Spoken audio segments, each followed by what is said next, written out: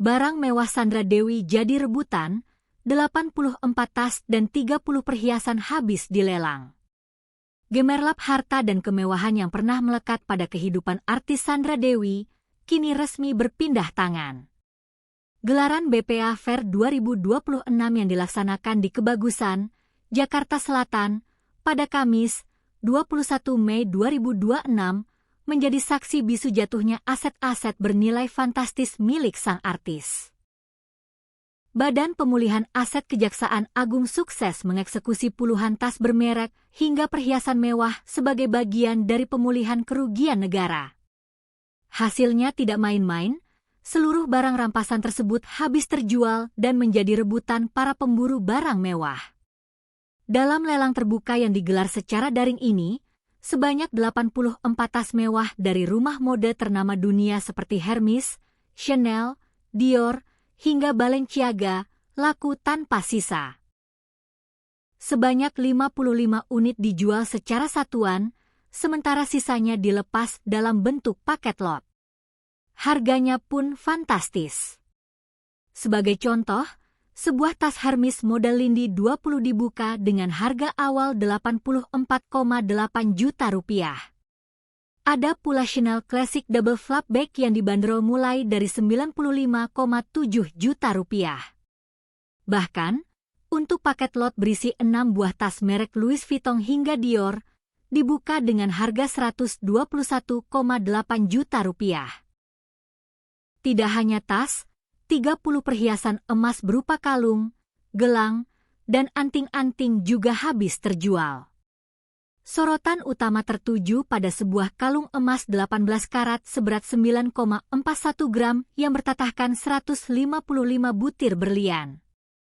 Kalung unik yang berukir nama Sandra Dewi itu sukses terjual di angka 33,1 juta rupiah. Selain itu, sepasang anting emas 16 karat dengan inisial namanya, SDW, juga ikut laku di angka 22 juta rupiah. Lelang ini merupakan eksekusi nyata setelah putusan Mahkamah Agung berkekuatan hukum tetap atau inkrah atas kasus mega korupsi tata niaga komoditas timah PT Timah Tbk periode 2015 hingga 2022. Kasus yang ditaksir merugikan negara hingga 300 triliun rupiah ini menjerat suami Sandra Dewi, Harvey Muiz. Perjalanan hukum Harvey terbilang dramatis. Jika pada pengadilan tingkat pertama ia hanya divonis 6,5 tahun penjara, jaksa yang tidak puas kemudian mengajukan banding. Hasilnya, Pengadilan Tinggi Jakarta memperberat hukumannya secara drastis melebihi tuntutan awal. Harvey Muiz akhirnya divonis 20 tahun penjara dan diwajibkan membayar uang pengganti sebesar 420 miliar rupiah.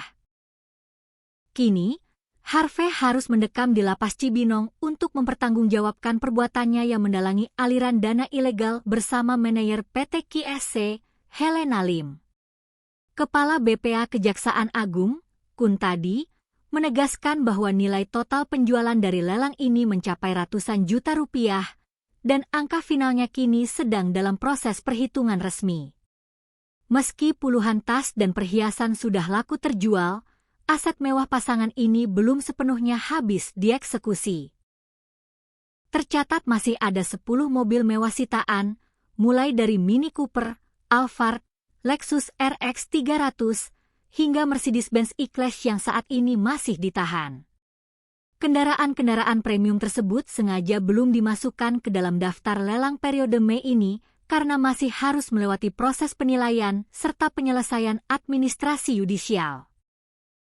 Kejaksaan Agung menegaskan, langkah agresif ini bukan sekadar formalitas hukum, melainkan bagian penting dari transparansi pengelolaan barang rampasan guna memulihkan kerugian negara.